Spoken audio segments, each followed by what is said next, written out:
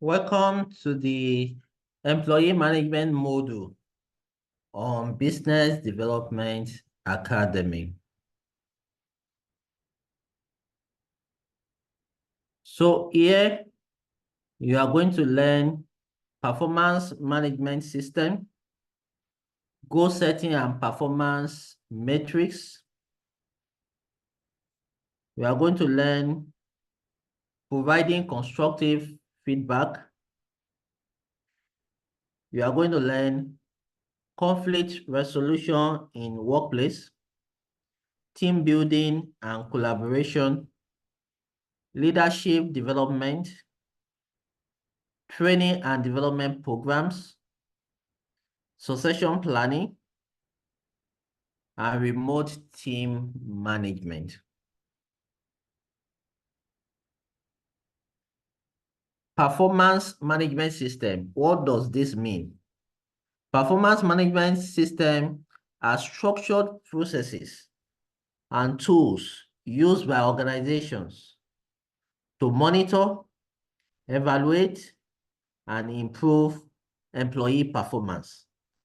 This system typically involves setting performance goals, providing feedback, conducting performance review, and implementing development plans to align individual performance with organizational objectives. So you want to pay attention to goal setting and performance metrics in your organization, especially once you have 2, 3, 4, 10, 20, 50, 100 employees. You want to be sure that they are doing what they are supposed to do. You want to be ensured that they are setting goals and you are reviewing their performance. Now, goal setting involves defining specific objectives and targets that individual or teams aim to achieve within a certain time frame. Performance metrics are quantitative or qualitative measures used to assess progress and success towards these goals.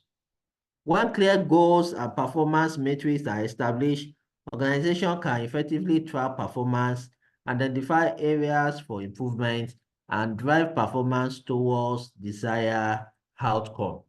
So, for example, in our academy, our goal is that in each cohort, we have a minimum of 500 registration. So to achieve this, we have series of activity. So we've set this goal and our employees are assessed based on this goal and their performance are tracked based on the activity to achieve these goals. Now, providing constructive feedback. For your organization to thrive properly, you need to give feedbacks for your employees. Providing constructive feedback involves offering specific balance and actionable insights to individuals about their performance, behavior, or work outcomes. It focuses on highlighting strengths, addressing areas for improvement, and offering guidance on how to enhance performance or address challenges effectively. Constructive feedback aims to foster growth, promote learning, and improve performance, while also maintain a supportive and respectful work environment. Now, there are two sides to this feedback. There are some organizations that the form of feedback they give is to even kill the creativity of the staff. Some of these organizations, they call them toxic work environment in such a way that you are giving a feedback, but the feedback is killing all the creativity, all the energy within the organization. You must give feedback in such a way that the performance of the individual can improve. How do you give a feedback? There is this strategy that you can use. You first say something good about the person that you have noticed. Mr. Adeyemi, I noticed that you are doing this and this very well in this organization, and I must appreciate you for paying attention to this, and this. However, what you did yesterday was wrong. All right? Then you mention what the person did, and you now tell the person what he could have done to improve the situation. Then you now conclude the whole feedback mechanism by saying another good things about the person. So they call it sandwich strategy. That means you say something good, say something bad, then say something good. That's how to give a constructive feedback. So it's not to kill the energy of the staff as if the staff have not done anything good in its life cycle in the organization. That's what some people do. So you are learning this now, and I hope that you use it in your place of work. Another thing we want to talk about is conflict resolution in the workplace. Conflict resolution in the workplace involves addressing and resolving disagreements, disputes, or conflicts that arise between individuals or groups within the organization. It typically involves identifying the underlying causes of the conflict, facilitating open communication and dialogue between the parties involved, and finding mutually acceptable solutions or compromise. Effective conflict resolution strategies promote collaboration and restore harmony and productivity in the workplace. So number one, as the CEO, you are as the manager of the organization, you want to ensure that your staff works in harmony, in unity. If they don't work in harmony or unity, the productivity and the performance of the organization will drop. So you want to ensure that if there are conflicts within the organization, they are effectively resolved so that it can promote collaboration, restore harmony and productivity in the workplace.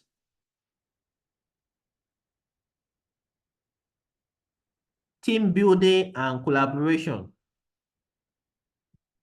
Team building and collaboration involve fostering positive relationships, trust, and cooperation among team members to achieve common goals and objectives. Effective team building encourages open communication, respect for diversity, and a shared sense of purpose among team members. You want to ensure that you engage in team bonding activities. So, for example, in my organization, we have a period that we go out together on a trip. The trip could be to I remember there was a time we went to Lekki Conservation Center. There was a time that we went to Babish together. So we always create activity that bond us together. So we go out together to achieve some team bonding activity. Also, when we do retreats, we do activity and tasks that bond us together.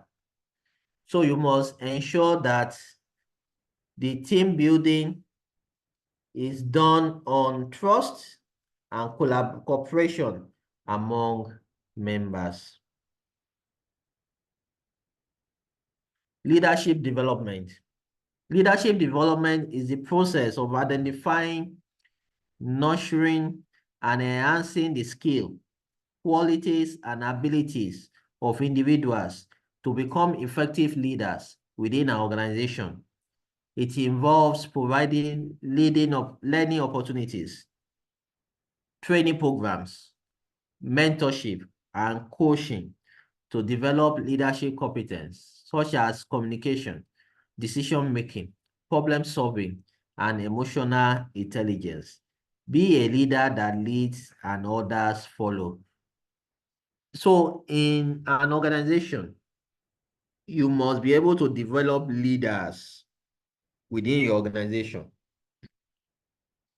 Somebody that joins the organization as an intern, after many years of working in the organization, can now become a manager. So you have to develop your employees. So deliberately in my organization, I enroll my staff into programs. There are some programs that we go together.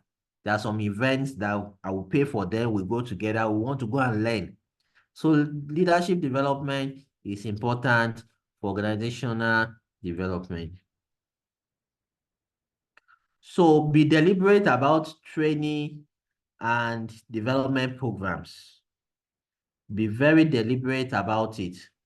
Training and development programs are structured initiatives designed to enhance the knowledge, skills, and ability of employees within an organization. This program may include formal training sessions, workshops, seminars, e-learning modules, or on-the-job training experiences. The goal of training and development program is to improve job performance, increase employee engagement and satisfaction, and support career advancement.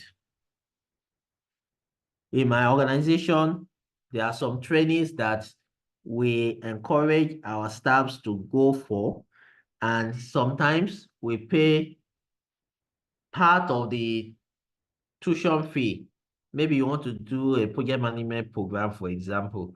The organization will pay, some organization that has the capacity, they pay full amount for such kind of trainings and certification because the skill, they are going to use it in the organization. So we have succession planning. Succession planning is a strategic process that involves identifying and developing potential future leaders within an organization to ensure continuity of leadership and smooth transition of key roles. Succession planning aims to mitigate risk associated with leadership gap due to retirements, resignations, or unforeseen circumstances by cultivating a pipeline of qualified candidates who are ready to step into key roles when needed. I learned about a particular bank in Nigeria. This bank, they have a succession pipeline in such a way that the next CEO of that organization, the person is already within the system. The person that one we hand over to is also already within the system. So they arrange it in such a way that 5 generations of leaders are already set within the system. How do you apply this to your small business? Number one, only you trying to do everything in your business is not a good strategy. You need to employ people. Now, when you start employing people, like I said in previous videos, the first person you should employ in your business is your manager. That person must have capacity. The distance of learning and exposure of that person to you must not be too far. That means some people, the first person they want to employ is their secretary.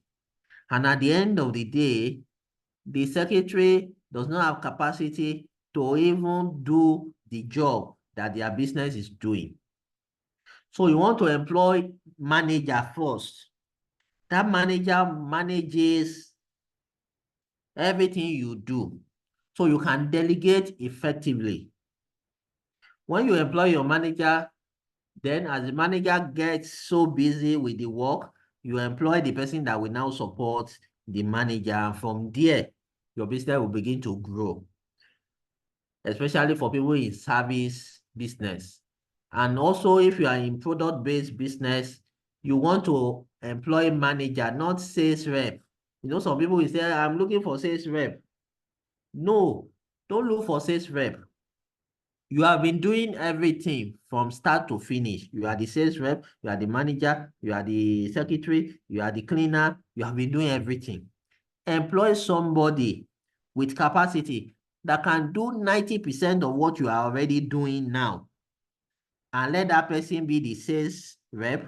Let that person be the person that would, all the work you have been doing, secretary, cleaner, financial manager, all the things you have been doing, let your manager be the one to do it now.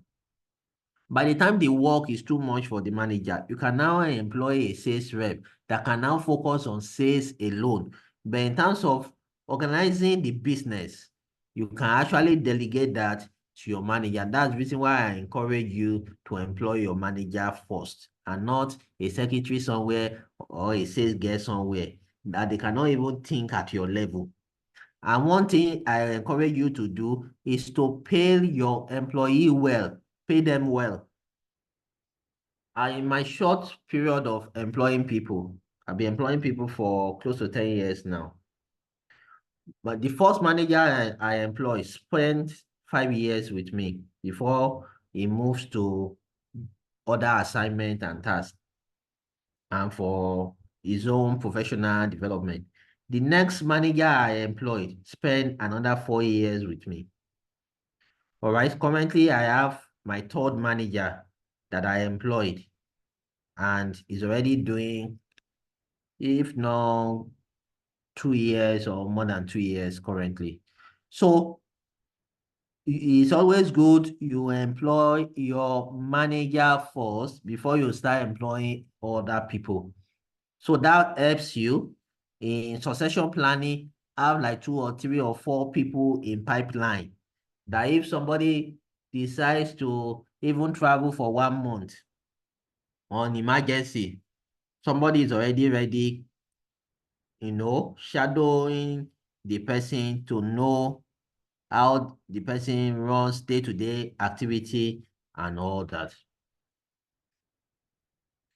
As we begin to round up, let's look at remote team management. Remote team management involves effective leading and coordinated teams of employees who work remotely or are geographically dispersed. It requires leveraging communication tools, technology, and management strategies to foster collaboration, maintain productivity, and ensure cohesion among team members. Remote team management involves clear communication of goals, expectations, and deadlines, providing support and resources to remote employees, and promoting a culture of trust and accountability. Since COVID, all right, since COVID-19 happens, remote work and remote team management becomes a popular point of discussion that people need to learn the skill.